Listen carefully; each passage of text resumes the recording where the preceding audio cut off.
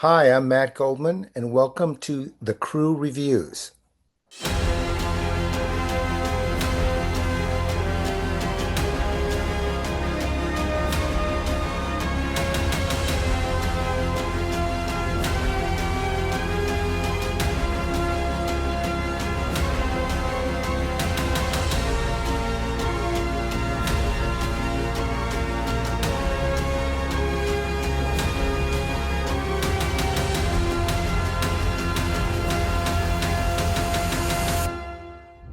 Sean, Christopher? welcome back to the show, Sean. And with us, we have Matt Goldman. Sir, we're going to raise a glass. Welcome to the show. Welcome to the show, Thank Matt. you. Uh, Honored to be here. I'm going to take a sip. So we're here, Matt, to discuss your latest thriller, Liar's Creek. It's right here. Matt, so before we get into the guts Right. of this book, set the table for us. We got Riverwood, Minnesota, the Yeah. Hawkins men, and the thing that blows the whole town open. What's the story behind Liar's Creek? What about why I wrote it? That? No, give us that 30,000 Oh, foot view. I mean, try not to give oh, spoilers. I do that. I'll got give the it. spoilers. I'll give the Uh, big picture. Big picture. It's really a story about three generations of Hawkinses. The last name is Hawkins. I always feel weird saying the plural. There's a grandfather who's a retired police chief. There's his son who's estranged, who has recently moved back to town, and the son's son, Braden. And when the book opens, the grandfather, Judd, his twin brother, Teddy, is missing. And Teddy was the one guy who kind of united the family. So, as the small town police department looks for Teddy and all the small town, everyone's kind of looking for him. These three guys come together, and it's a chance for the older two to save their relationship, really, as they uncover this mystery, not only about what happened to Teddy, but what's in their own past and their struggles to relate to each other. So we came to this book because one of the friends of the show was talking about it on social media, Uh-huh. and one of the things he he said, Jim Thompson, he Yeah. said that it's one of his favorite reads of this year, and he reads like I don't know 200 books a year. It's outrageous. Yeah. And he said it's not like your typical thriller in the sense that there's explosions and Jason Right. Bourne running through, but it's so much character in the story that it blew him away. And so I picked it up. I was like, this is great. So what struck me most in Liar's Creek is the suspense machinery runs second to the people in the story. Yeah. It's, about character. The plot almost the convenience that delivers the character, like somewhere. Yeah. Did you set out to write a mystery that puts family ahead of plot, or did the Hawkins men just like take the wheel once you All started? of my books, that's my 10th. Character is foremost, and story serves character, not the other way around. And it's what I happen to like best in the books I read and the things on the screen I watch. And it's just how I've always written. I really focus on character and how can the story serve it or serve the character.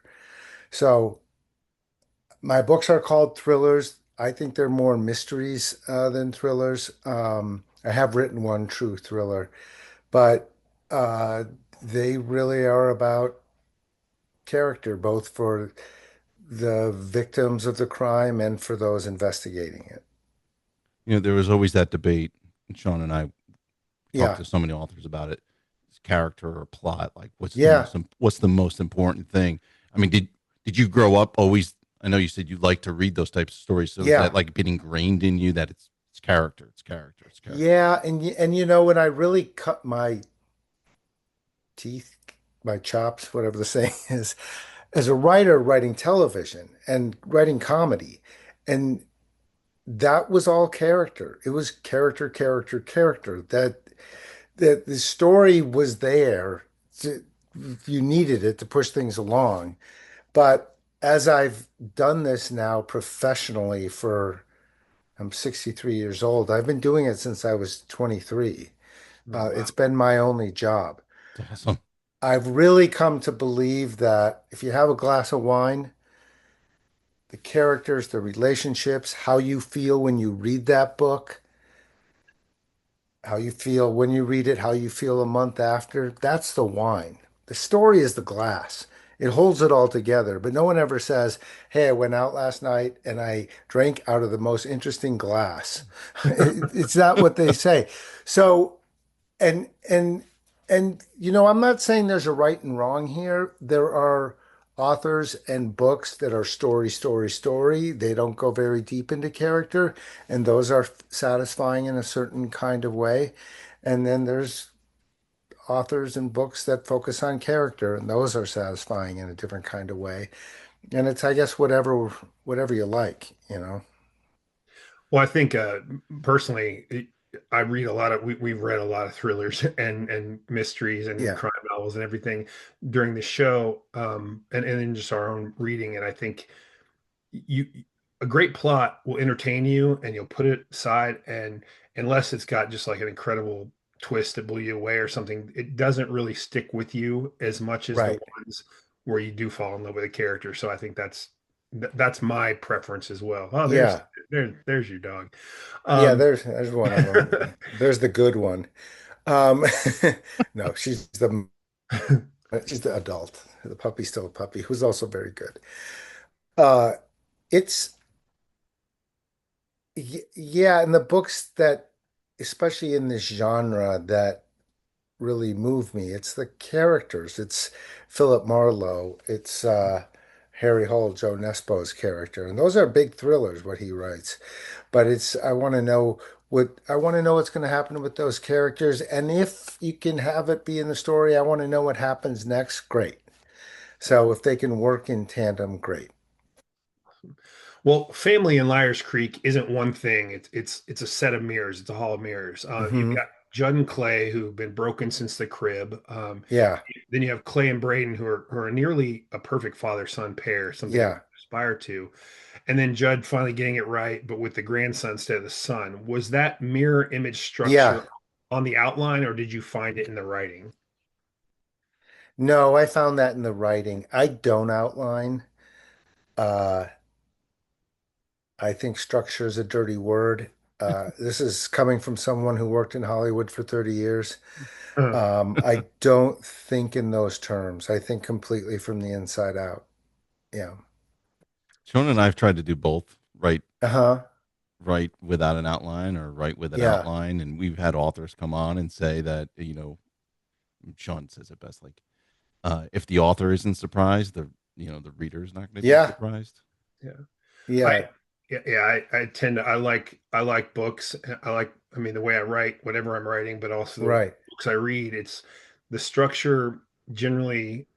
I think the structure is a revision term for me. Like you come Right. up with the story and then you have structural issues sometimes when you when you write by the pants, and but you get those on a revision. So I'm not an outliner either. I'll Well, outline. I I'll think outline that for revision. writing and outline use two different parts of your brain. Yeah. And the outlining part is that logical part where this happens, then this happens, and this happens. But if you create three-dimensional characters who behave consistently, they don't always fit in that outline and they don't want to obey it. And whenever you read a character saying or hear a character saying, I can't believe I'm going to say this, but it's because they're acting out of character. They've been Yeah. hammered into place to fit in that outline. And I don't mean to be bashing outlines. There are some people who have the brain power, I'm not one of them, to make that outline, taking all those character subtleties into consideration. And I I'm not one of those people. I kind of have to have the characters lead me through it. And then I just have enough writing experience and I guess chops from doing it for so long to make it the story work. I kind of do that almost as I'm going and even after the fact. You never get to like 40,000 words and you're like, oh no. Not never, but rarely. Yeah. Well, I think Yeah. things we've learned on this show is that, like you said, what works for you, what works for another author. It's all how you get there isn't as important as getting. Absolutely. I mean, the important thing is doing it. Yeah, And whatever works for any given writer. And then someone like William Kent Kruger, who has this big fan. long running Cork O'Connor series, he outlines those books. Yeah. That's what works for that series for him. His standalones, which have been hugely successful, doesn't outline, um, which is interesting. So I think and everybody's different, it's you get in front of that keyboard or however you do it and whatever keeps you moving.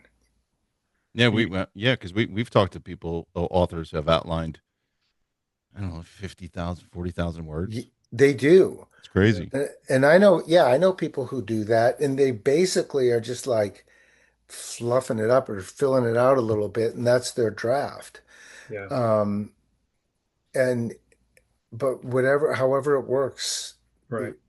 for you. Yeah. You mentioned William Kent Kruger. He's been on the Yeah. show as well, but not for the book that's my favorite. This Tender Land, I think, is one of the best novels of the last 20 years. Brilliant. Beautiful And book. the fact that Yeah. that wasn't outlined is maybe that speaks to why I love it so much. But Yeah. It's also terrifying as an author. yeah, Well, it is scary. It's a bit of a leap of faith to not outline. I don't know if that's what you mean by terrifying or that Yeah, Kent wrote yeah, that good sure, of a, well, sure. both, because both. you don't know if it's going to work.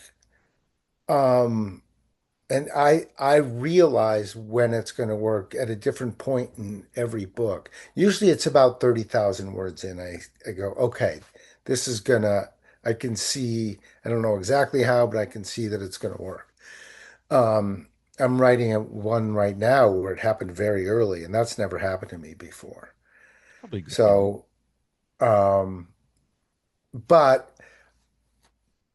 if I write an outline, I'm not going to trust it. And by the way, the reason is because in television we had to outline, and Hmm. I've worked on over 500 episodes of TV, and 99% of the time there was this elaborate process of outlining and approvals that the writer would think they got it right and bring it in the writer's room, and the room would say no, and it would get rewritten.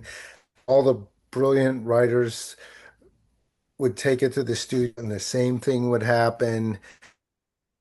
They'd say no, it doesn't work, and then we'd get rewritten again till all these supposedly smart people thought it was great and take it to the network, and the network would say no, this doesn't work, and then it would finally get to the point where everybody thought it was good, and the writer would write a draft faithful to that outline, and it would suck. Yeah, Almost almost every single time, with rare exceptions. And I think it's for that reason that logical part of your brain can't take into consideration that human part of the story. So, but again, if an outline gets you a draft, great. Because once you have a draft, as every writer I know knows, then then the like the work starts, Yeah, the real work. Yeah. a different kind of work. Yeah. something you said reminded me. When I was working as a screenwriter, any random person I knew would be like, "Oh, have you heard about this? This would make a great movie. This would make a great movie." And it'd be like this one little incident. It was like, well, that's a great incident and it's compelling Yes. and everything, but that's not a story. Yes, That's exactly. that's an incident. Yes.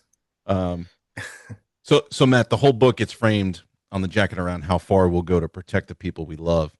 And Yeah. towards the end, it was interesting. Like you pull in all the characters and they all Yeah. face that. Um, Having lived inside it for a few hundred pages with these men by the end, Yeah. what's your answer? Or did you want to like leave the reader holding it? Um, oh, about the men? Yeah.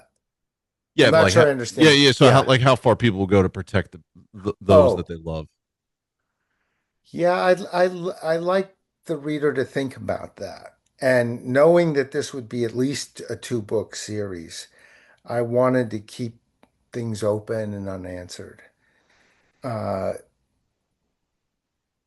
I, having written a series before, I like the plot part of the novel, the crime part, to be fully resolved and have its own ending. So you're not leaving a lot up in the air there. But I like to keep the characters moving and and create a sense of desire on the reader's part to learn more about these people. So Yeah. that is, I mean, certainly Clay and Judd make progress in their relationship, no doubt.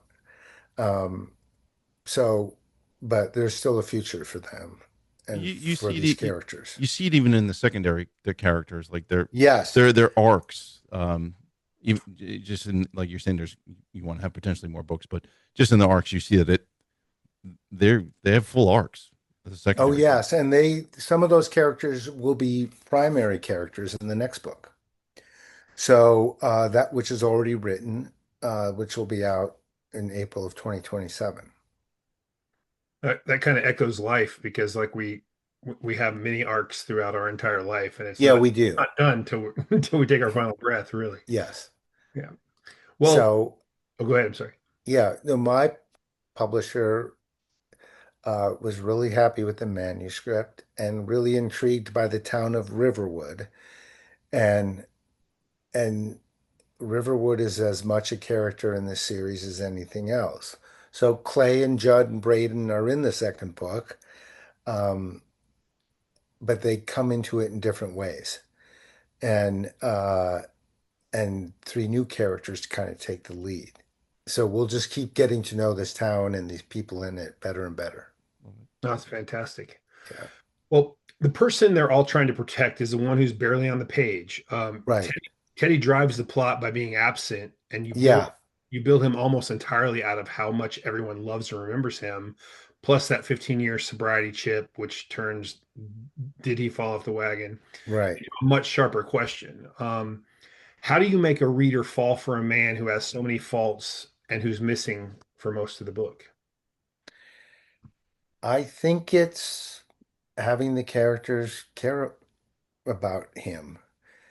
And if the character cares about I mean, if the reader cares about the character who's on the page, they will they will care about Teddy because those characters that hopefully they like or at least like their behavior and will want to I think there's a big distinction between a likable character and a character that you like to see in action. But if it's either one of those, if those characters who you invest in for one reason or the other are invested in Teddy, then by association, the reader will invest in Teddy. Great answer. Yeah, Yeah.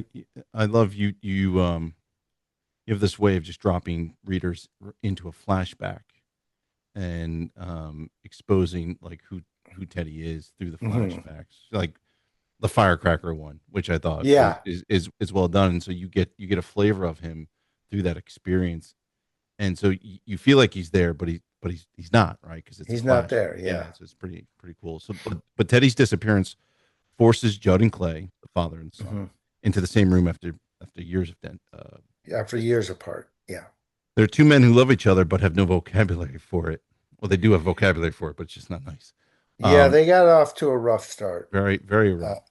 yeah. Writing that kind of, writing that kind of slow, grudging thaw between people who can't say Hmm. what they mean is hard to pull off without tipping into sentiment. How do you Right. earn those moments? Like, how do you know when it's enough on the page and you're not drawing it out too much for the reader? Well, with every pass, with every rewrite, and you see something like, "Ugh, God, I would never say that," or if anybody said that to me, I would cringe. Um, you just keep chipping away till you, and hopefully get it right or close enough to right. Yeah. Do you find that you, I mean, been in the business for decades. Do you find Yeah. that it just comes naturally to you now, or do you still go back and you're just like nope and delete whole like paragraphs or pages or Well, chapters? both are true. It does come more naturally. I do it every single day with rare exceptions. And uh, but I still write things that don't work. I still write things too thin that need to be flushed out. Write things that are redundant and need to be cut or just flat out unnecessary. Hmm. And and so it I think if anything that I've learned over the years of writing, it's to just accept that all that's part of the process, not to think, oh, I'm an idiot. Why did I spend 3 days writing that chapter? And so it's completely unnecessary. Now I just like that's the process. That's what happens. That's okay. Um, and so it's a much more relaxed, comfortable process for me. Now, it's not, I don't write shining first drafts, and I don't think many people do. That's Uh, always good to hear. Even though we know it, yeah. it's still always good to hear. It And really it is. is what I say to young writers who they always ask about those kind of things. And I'm like, rule number one, everybody's first drafts stink. Uh, and it's a different process rewriting than it is writing. I like to describe it. Maybe it's because I'm from Minnesota. It's like the first draft is shoveling a driveway in a blizzard. Like when you're done, you can kind of tell where the driveway is, but you still still a lot of work to I love it. do. I love it. So do you find your experience as a screenwriter uh, kind of helps that instinct of knowing that because for those who don't have any experience with screenwriting, Right. it's literally only what's necessary and anything Yes. strange. Does that has that helped you when you made the jump into novel or when you started writing novels? I think it has, but I don't know. I'm not one of those writers who writes a log and then whittles it into something. I get fairly close on my first draft. Not that there's not several more drafts, Sure. but I would say in my second drafts, I also think I'm a rare writer. My second drafts are longer than my first.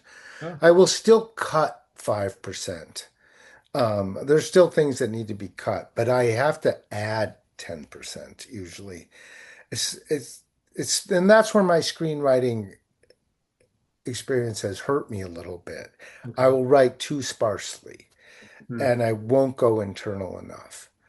Um, and so I do feel I need to flesh this out more. And the other thing, al almost all of it is helpful, my screenwriting, character, relationships, Dialogue. series architecture, dialogue's a huge one. Almost all of it is.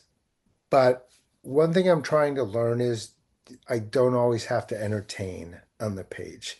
There's not that kind of pressure to entertain. There shouldn't be, and I shouldn't put it on myself. Dude, I I feel don't that. want to write a boring book by any means, but but I don't have to entertain. A lot of the emotional weather happens on the water. You clearly know drive fly fishing cold. Yes. At least it reads like you do. But the river keeps becoming something else, like Clay watching Yeah. a pregnant deer die in the bank. Yeah. What is fly fishing doing in this book beyond establishing place? Well, it one big thing it does is highlights a difference between Clay and his father. Clay's relationship with Teddy and both Judd and Clay's relationship with Braden. Because Judd is a plunker. Judd is a regular spin casting fisherman like most Minnesotans who prefer to be in a boat and fish for pike, walleye or northern or maybe bass that aren't pike, but that kind of what most people think of as regular fishing. Teddy introduced Clay to fly fishing, which is a, a sport with a different kind of history. It is, for the lack of a better word, a little bit more erudite, even though Teddy wasn't. And Clay is quite different than Judd in his interests. Judd's a football guy. Clay is a soccer guy. Uh, Clay plays the violin. Judd doesn't get it. Um, and so there's that. And then Braden prefers the regular kind of fishing, not what his dad does. And and so because, and this isn't too big of a spoiler, Clay grew up with a sick mother who couldn't always be there for him. These two women in town kind of acted as surrogate moms to him, one of whom works at the police station with his dad, and the other of whom owns a fly shop. And and so they're a big part of his upbringing. And that fly fishing comes into it again that way. It's it's usually one person standing in a river with a stick. Uh, Even when you go fly fishing with your friends, you're spread out on the river. There's not a lot of talking going on. It's a kind of a contemplative place, so it's a good place to get in Clay's head, what he's thinking about and how he perceives nature and how it relates to how beings behave in in a civilized society. Like, are there that many differences? So, uh, especially the cruelty of nature, the beauty and the cruelty of it. Well, I'm going to continue on that because I'm going to ask Yeah, about the craft choice. yeah, Because the dying deer scene, uh, if you would have described it to me, I wouldn't have thought it would worked on me like it did. It did right. tremendously. Clay thinks there's this juxtaposition between beauty and death everywhere on the river, and every rule that kind of authorial reflection should yank a reader out of the scene. Instead, it pulls us deeper in. Yeah. Uh, how do you decide? How do you sort of? Is it a feel thing to decide when a character gets to stop and philosophize a little bit? And how do you keep from reading as if you're tapping on the glass? Because I was that's so hard to do, and you did it masterfully. Well, I, this isn't cheating, but I saw that scene in real life. Oh, Um, I saw a deer stumble into a river and it wasn't going well. And um and so I had contemplated that in real life, what that my reaction to that and how I felt about it.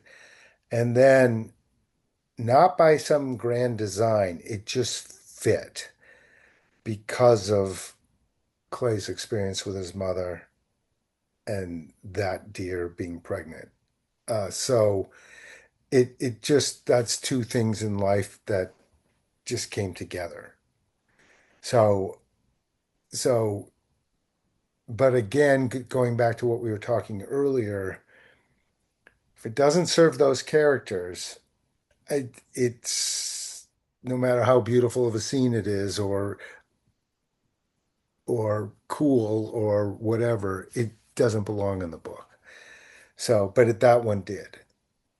well, that explains the Yeah. authenticity of the emotion and why Yeah. it works. Then, okay. Yeah, I was sucked in on that. Because it was interesting what you said. It was, if you're fly fishing, you're on the river, and it even if you're with buddies, it's you're spread out, You right? And are. so it gives you, the author, time to be able to go inside that character's head, and then he sees something and it spurs a thought or memory or something that was Hmm. told to him, and then you're able to go into that, and it's believable. And like Sean said, like, I felt like too, like reading that, stepping back as an author and reading it and just be like, I wouldn't have been able to pull that off. I would have yanked the reader out of the damn story completely. But you, the way it was Right. written, like, I like to take notes when I'm reading really good fiction, because I'm like, hey, I want to put that in my toolbox. I don't know Right. how I would put that in my toolbox because you did it so well. I don't. Oh, So thank you. yeah. Thanks. Very well. So the river's part of how alive Riverwood feels. It's picturesque on top, with danger running underneath. How much of a menace was in the place from the start versus the people you dropped into it? Um, just in the town. Yeah, just like in the town. Well, small towns have a certain amount of menace built into them, I think. As idyllic and I'm hardly the first person to say this.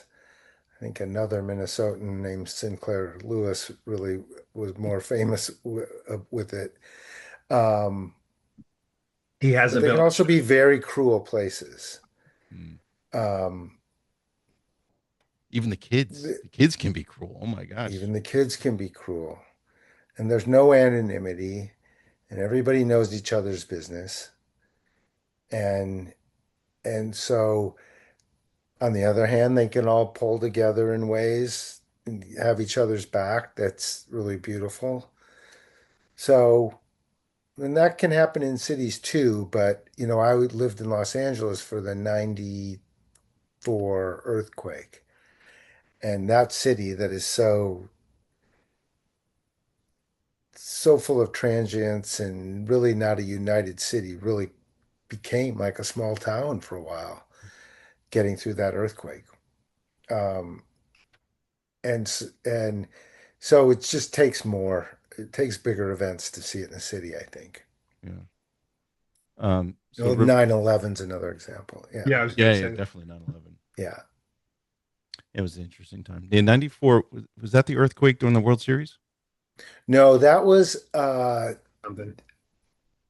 was up in the Bay Area. That was the Nimitz quake. Mhm.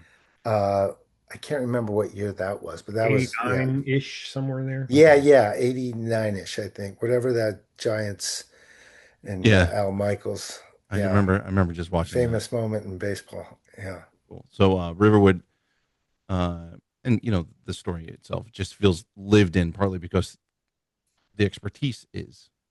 So Yeah. you write about Thanks. fishing, Right. and then like the professional soccer across two continents. I thought it was Yeah. cool. Then there's firearms, and it all wears lightly. Some of that you came up through working in television. Some of it you clearly had to go and learn. I think. Yeah, a lot of it I grew up with. I mean, I'm not from a small town, but my both of my parents are, and so I spent a lot of time in those places. Um, and and have family who live in small towns, and so I did get a feel for it. Yeah. Shooting the coke cans, the That junkyards. I did as a kid, but because of my dad, you know. Yeah. He had a 22 rifle that he had had since he was a kid, and then I don't know, when I was 8 or something, I got to shoot it at Coke cans. Yeah. Yeah, I like it. Yeah. Um, One place that had that lived in feel really shows is the kid Braden. Hmm. His late night FaceTime calls overseas with Emily. When the dialogue with him calling his grandfather's breakfast sick made me laugh out loud. Yeah. Um, you nail a 12-year-old's vernacular without it feeling like a writer reaching for it. How much Right. of the book's lightness is deliberate pressure release against the darker material? Oh, that's a constant thing in my work, I think, that, and especially coming from a comedy writing background, because I don't write funny stories, but it has been my life experience and my observation in works I really respond to that fully drawn characters will find humor in the darkest of situations just to get through it. And I think when they were on television, well, one show in particular that is not considered a comedy by any stretch, but I think is one of the funniest shows that's ever existed is Breaking Bad. Mhm. Um, and The Sopranos is right up there with it, and so is The Wire. And Justified. these are characters who feel like real people find lightness, um, or they lose sight of the gravity of what they're dealing with and will go talk, they'll talk about somebody's shoes or something as if it matters in that situation. Just, I think it's a human coping method, you know? We've had a lot of authors who were former military, former law enforcement, Yeah, and they all talk about how important gallows humor is to surviving what they did, and yeah. through. So, And the police and FBI people I know, once they find out I work in television, they often say there's two shows that are the most realistic cop shows. One is The Wire, and the other is Barney Miller, which was a sitcom. oh, Oh, oh Barney wow. Miller, yeah, yeah. Because it's how they behave around the station. Give each other a hard time about stuff. I don't know if Barney Miller could happen in 2026 though. No, no, it probably couldn't. But that is what Yeah, feels yeah. realistic to the law enforcement officers I know. Yeah. Well, and you touched on this a little bit, but the lightness has a long runway behind it. You came up in television, not as a hired Yeah. hand in the back of the room. You were one of the original Seinfeld writers. You wrote one of the first season episodes Larry David and Jerry Seinfeld didn't have their hands on. Um, Right. I know a writer's room runs on collision, but I know that a novel is a one person alone with a document. Yeah. What did all those years in a room teach you that you still lean on when it's just you and the page? And what did you have to unlearn? Well, it taught me that there's always a way forward. It may not be right in front of your face. It may seem impossible. You might have to take a couple steps back to get on the right path, but it makes you believe that, and this is kind of the same thing, work ethic is really important. It's these things don't write themselves, as you guys know, and you just really need to, it's a butt in the chair job. It takes as long as it takes. And it's why in my daily writing, I go by word count, not by page count or time spent. Um, because there's no cheating that way. Mm. Uh, but I really learned that there's always a way forward, and sometimes you just have to shift your perspective. Now, when you have four writers like we did on Seinfeld, or 14 writers like we did on Ellen in the Room, there's other places for that perspective to come from. Uh, but when you're on your own, you have to do it yourself. You have to like rethink it, maybe from a different character's point of view. What do they see? And it just writing alone happens to fit my personality better than being in a group of people. Um, I mean, I get along with everybody very well, but I tend to get more quiet in a room where people are talking. And I don't, I'm not great at fighting for my vision. And in the book world, that rarely comes up. Yeah. So you described a script as a blueprint rather than a Yeah. house, a Yeah. plan that every executive and actor pictures differently. So the showrunner ends up fighting to protect the voice. A novel doesn't go through that machine. The thing reader hold, the thing readers hold is the house you actually built. Did that Yeah. change what kind of stories you wanted to tell once the only voice you had to answer to was your own? I think it changed the kind of stories that I was allowed to tell. Um, because and it's what we started out talking about, books that are more character driven. They're hard to pitch those stories. It's easy to pitch plot or easier, and it's harder to pitch character dynamics and a character growth. It's just not as entertaining of a pitch. Um, but I don't have to do that. Um, I mean, I just I don't pitch my books. I won't pitch my books. I won't write synopsises. I won't they get a paragraph and they can sign off on that or not. That's okay. And but it you know, Did you have publishers push for you to do that though? Give not me that 3 page synopsis or a treatment or no. whatever. Well, after my first book, Gone to Dust, when they bought it, they saw that as a series, and they said so. They made a two-book deal with me, and they said, "Give us a page on or a paragraph on what you're thinking next." And I gave it to them, and it was about a page. And they're like, "Yeah, let's do this." And then with each subsequent book, like it's less and less and less that they want. Like with Fool's That's Landing, which trust. is the next book in the Liar's Creek series, they didn't even ask for it. Hmm. They they didn't even ask for anything, and they're very happy with the manuscript. So I think it's a trust I've earned, um, Yeah. over the years. Right. But uh, and right now I'm writing a book that's not under contract, and I'm thrilled. Like I don't, nobody has any expectations of anything, so I'm excited to be doing that. Yeah. Well, I'll tell you that's interesting, and that I think that varies from publisher to publisher because we have some extremely successful series writers on our show that still have to write that synopsis for Yeah. their editors, and their editors have to sign off on it before they start the book, and that's it's fascinating. And actually brings another question that you were talking about. It takes what it takes. It takes as long as it takes. Yeah.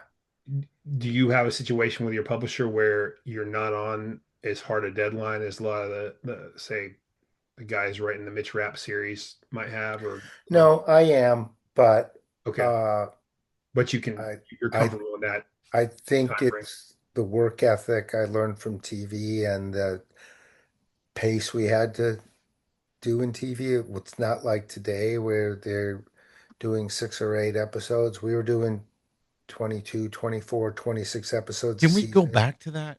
and then three pilots. Like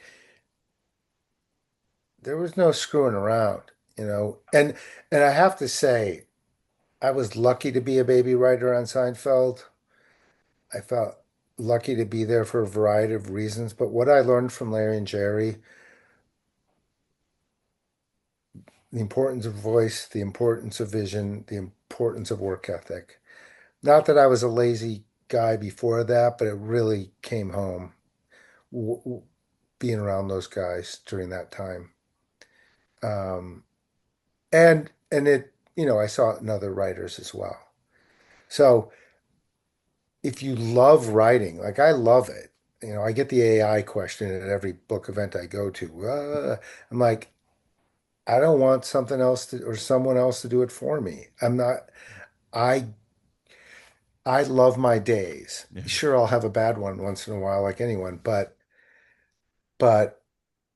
I like doing it. The fact that the books get published is great. That's great. That's gravy.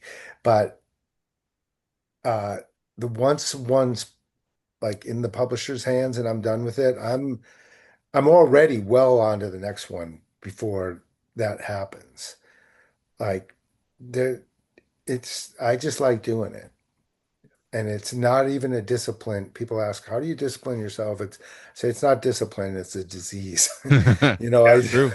Yeah, you get yeah. obsessive So about it, I right? feel very fortunate that I found a thing that I love to do and I'm good enough at it to keep doing it. Yeah. I don't know what the satisfaction would come from having AI write your book. I mean, I really No, don't. I don't. It's like it's that's no different for me than hiring a ghostwriter. I would have less a sense of Yeah. accomplishment. Now I I could can't probably find use a a ghostwriter. typo to save my life, so I can use it for that. Work But out. that's not writing. No, That's not daily. advanced Yeah, spell check. Yeah. yeah, But yeah, I once it suggested something to me like a story idea, and I'm like, don't ever do that again. Because I only use it for like Google. I use it to sure, research for sure. to search things. Um, But even and then, it's not accurate. oh no, everything has to be double checked. You can't trust anything it says. Um, and so, but I have found one of them to be way more reliable than another one. And but I that's instead of going to Google right away I go to that first for search. Yeah. And Sure. then I go, and it's site sources, so I Sure. check them and I check other things. It's a For something tool. that it's a tool, that's all it Yeah. is. Yeah. But I don't want it to write for me at all. Yeah, you just said something that resonated with me because I'm revising a novel and I decided to like try AI to see like for that purpose. Yeah. I was looking for like structural issues, and it started telling me, well, maybe it would be better if you did this, and I was like, but that's not what I would do, and that's not what a Yeah. character would say. So I was like, all right, I'm done with this. It was Yeah. Yeah. very disturbing in a way. It was like trying to basically tell me what was socially acceptable. It told me the scene might be offensive to somebody. It And I was doesn't like, know. That's shut the basically hell. and they're not all like this, but that's basically what a television executive does. Yeah, exactly. They they based on what they know has worked in the past and what they've been part of that's worked, they try to apply those ideas, that template to your work, and it doesn't fit. Right. I mean, I really saw that at the beginning of Seinfeld, what NBC tried to do to that show. Unfortunately, Larry and Jerry stood up to it. Jerry very calmly, Larry not so much. And uh, uh, because even when they couldn't articulate what they knew, uh, they knew what they knew. They knew what they felt and what they had, and they just had to show it. So, Well, real quick aside, yeah. so one of the things it did, I had my character. There was a guy that had broken into his bar, and it was a black guy. There was a black guy and a white guy, and the black guy had a Guinness hat on. And my character made the mental note and all this is happening very quickly, but the whole purpose was to show the weird thoughts that happen in a stressful situation Yeah. because I've been in a stressful situation and the strangest things come in your pop and he Yeah. was like he'd owned this bar for a long time and he'd never seen a black guy drink Guinness. Mhm. And so Right. he was amazed. Like one of the things that registered was this guy had a Guinness hat on, and he made that and the the AI was telling me that that would be offensive to a lot of people, and I was just like, Yeah. suck it. I That mean, would I'm be sorry. that would be offensive to It's like no one. It'd be offensive to it's no one. not. It was social engineering my That's work, and I was just like, crazy. yeah, I'm done It's with it. interesting. Yeah, yeah, It yeah. was really interesting. That's a Well, terrible thought from that AI. I know, I thought so too. Well, you've been very clear that you came to novels later in life, that it's less lucrative than television, and that the Yeah. advancement was as much psychological as financial. For an audience here that includes a lot of writers weighing that same leap, Hmm. what did walking away from the more, say, lucrative path buy you? Happiness, um, peace of mind. Wow. I don't television. Listen, I had a long career and a nice career. Um, I have great health care because of it. Uh, it wasn't a natural fit for me. And and and I was around people who I really liked and saw that it was a natural fit for them. And I just felt like, oh, something's not right. Something's like this just isn't right for me. Um, and I had some great success and I had some fun and um, but I just knew I belonged somewhere else. And with my first book, both the writing of it and the publication and what happened after the publication, the other authors I met, the readers I met, the booksellers, the librarians. I'm like, okay, this is definitely where I belong. So, uh, so it really did just give me a peace of mind and a almost like a creative rebirth. I think my first book came out. I wrote it when I was 53. It came out when I was 55. And I have 10 novels out and three more coming in the next less than a year. And I feel like I'm just getting started. That's awesome. So Fantastic. yeah. Well, I was going to say, it sounds like you're not done with the people in Liar's Creek.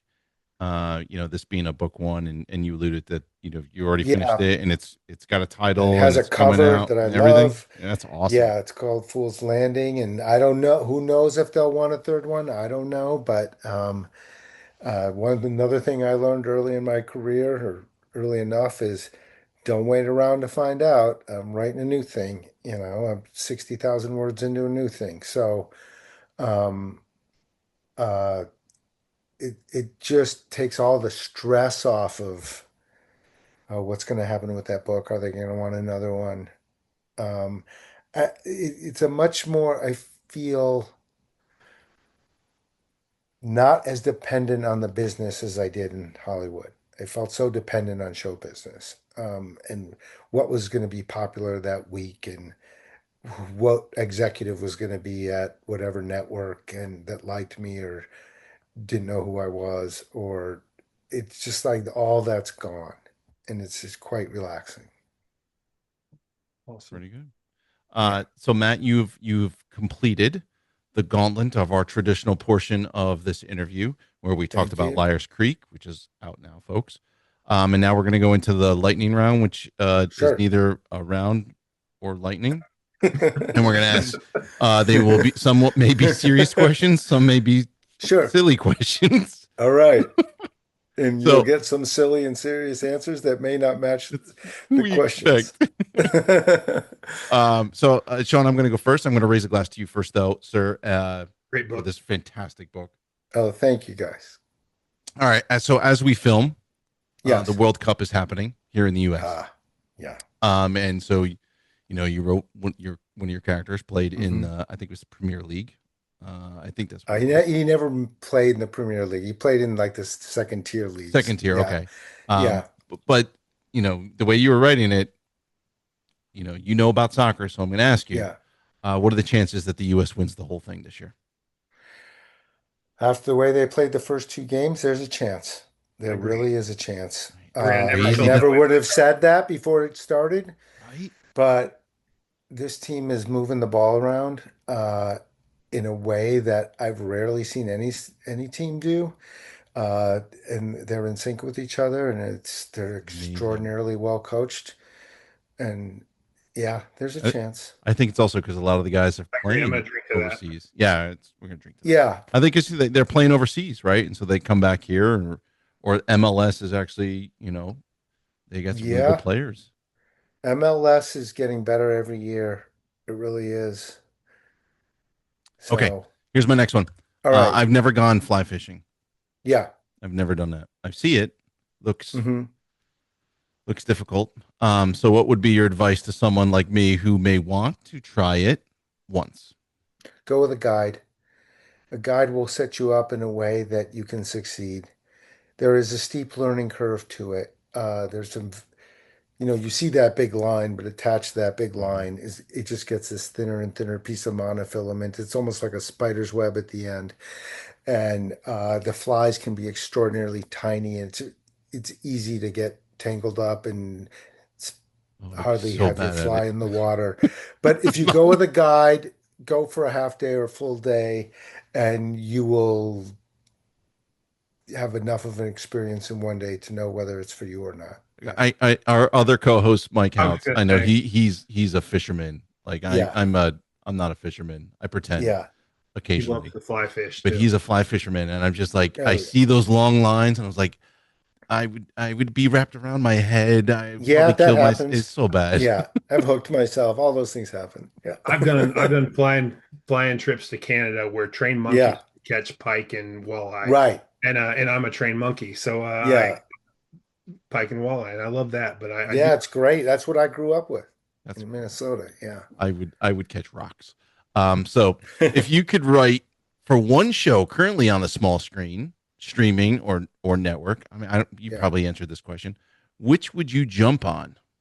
The Diplomat oh, on Netflix. Okay, I Kerry haven't write that seen it. down. Russell. It's good. Write that down. Oh, Have a Kerry start date. Russell. It's extraordinarily well written and acted and produced. Yeah. So if they called up and they're like, Matt, we need you. Yeah, I'd be there. Cool. Not a lot of shows would I say that to, but yeah. Okay, I Cool. wrote that down because I'm way behind on my streaming and watching period. So, Yeah. but All right, that's Sean. all right. Those are my last questions. So you're gonna get to go, So Okay. Sean. I know you said that that you found yourself in novels and TV is not just for you, but I also know that most writers, myself included and Chris Yeah. included, have that drawer of projects that they thought about one time or another, or that Hmm. they just sitting in that drawer. Do you have a pet television project that you'd like to see made? No, No. I Okay. don't. Um, Hey, I just don't. that's a straight Yeah. answer. That's I that's love. great. I actually love That's that. see, that's the great thing about the lightning rounds. It can be a really quick answer. Right. I really thought we were gonna get like this long thing. Where I'm like, dude, that's so cool. He's like, no, no, Okay. Okay. So in this book, with the Irish influence and the Yeah. talk about Ireland, and with me being the resident Notre Dame fan, I have to ask, and please Yep. lie if I won't like the answer. Are you a fan of the Fighting Irish? Uh, I am not a fan. I am a fan of Ireland. Okay. I love Ireland. I love the music, both the traditional and the pogues and everything Oh in yeah, I love the between. Pugs. I love the whiskey. I'm a big fan of Irish whiskey. Not I me at all. love the land and the people. I have not a drop of Irish blood in me, no. which I was very disappointed to find out after I was tested for it. But I just have an Those tests affinity for lie, the Matt. Those tests lie. those tests lie. Um, there was a mix-up at the lab. I'm sure if you Um, asked AI, it will tell you you're Irish. I've had, I'm sure it would. I have had people who are Irish say they think I'm Irish. Um, but I do have a love for that place. I just Cool. do, and the people. Yeah. I'm So by association, I do okay. love All right. Notre Dame. Well, Yeah. I will tell you that their head coach is one of the best human beings alive in sports. Yeah. So worth That's a big thing. worth Yeah. rooting for. I'm sadly not Irish either. I think I have like Yeah. 1%, but I'm mostly Yeah. Scottish. I'm I'd Scottish. kill for 1%. I'm Yeah. Scottish Polish. So He's Polish Yeah. and Scottish. Scottish. Hey, I'm there. I'm close. I Yeah, yeah, yeah. I was just in really Scotland. I close. got back two Oh days man. ago. My favorite place in the Yeah. world. Well, I love it there as well. we'll have to Just talk love it. about that off air. Yeah, we should. Yeah. Because I definitely will be. Okay. You and I share an experience in stand up, though mine is Hmm. distant and brief. Yeah. But I have to ask, what is more intimidating? Being in a TV writing room, putting a novel out there and waiting for the response, or doing a stand up routine? Stand up. Not Amen. even close. A Not even freaking man. close. It is, Um, yeah. what That's I crazy. what I learned as a stand-up, both as a writer and a performer, but just as a person, is nothing is harder than that. Nothing intimidates me anymore because I was a stand-up. I, Um, Sean says. yeah. I'm like, I don't What know if a I believe that. it's true. I told well, I I told was a Chris and Mike I would quiet, rather go ahead. introverted guy, and for me to get up on stage was really hard. And it's a kind of loneliness up there that you just I don't. could see that. Yeah. In high school, I was in a band. That wasn't it. Having a novel go out, getting a review in a big publication. It's being up in a stand-up. Like Nowhere to hide. Crickets. there's no where And to yeah. hide. There can be no fat. Like Mm. you're gonna sink or swim on completely on your own merits. Yeah, I or lack told I thereof. I told Chris and Mike that it was more intimidating to do stand up than it would be to sing in front of a stadium stark naked because uh, the the thing about stand up is you can do a routine, the same exact routine, hit all the same beats, and one night you'll kill, and the next night the audience will stare at you. Yep. You are speaking a different language and they don't understand a word you're saying. I Yeah, know. and the good stand-ups fail less often than the bad stand-ups, but But they still fail. They still there's fail. always not sets that aren't great. There's a Yeah. great Seinfeld. I just watched a Seinfeld interview and he was talking about how great jokes sometimes take 10 years. And you Yeah. workshop them and you workshop them and people will be like, heard it. And he's like, that's fine, but it's just Yeah. getting good. No. And you talk about a technician getting Ah, it better. Yeah. So Matt, that's the end of our show, sir. This was fun, guys. Myers Creek, Really fun. one of my favorite reads of the year so far. It's out in stores now, folks. You can go and get it. Matt, you are a gentleman. We could talk to you for hours. There's so much. There's so many questions that we have that I'm looking at the time like we're not going to get to those. But maybe we can have you come back. Maybe for the we next can do one. it again. Yes. We'd love to with the what's the next book called? I'm sorry. Fool's Landing Fool's for Landing. the next one in this series. Yeah. Love to have you back at Fool's Landing. He mentioned Jim Thompson. Jim is Jim doesn't give out effusive praise easily. And so when it made our ears perk up the moment he said this was one of his. Oh, that's very kind. I think I do know Jim on Facebook. Yeah. I've had some interaction with him. Yeah. He's probably helped you sell a bunch of books. So yeah, well, cheers to you, sir. If you talk to him, thank him for me. Yes. Yeah. Will do. Guys, this was great. Cheers to Liars Creek. All right. Thanks. Hey, Sean. Yes, sir. What a fantastic interview. Matt Goldman talking Liars Creek. Some insightful answers Matt gave us.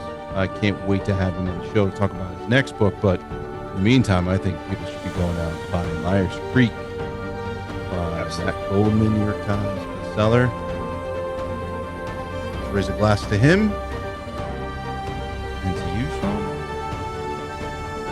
And to the dog. You just glitched. And to cats and dogs. And to the dogs. Yes. Living together. Where's Mike Houts? All right, folks. We'll see you later.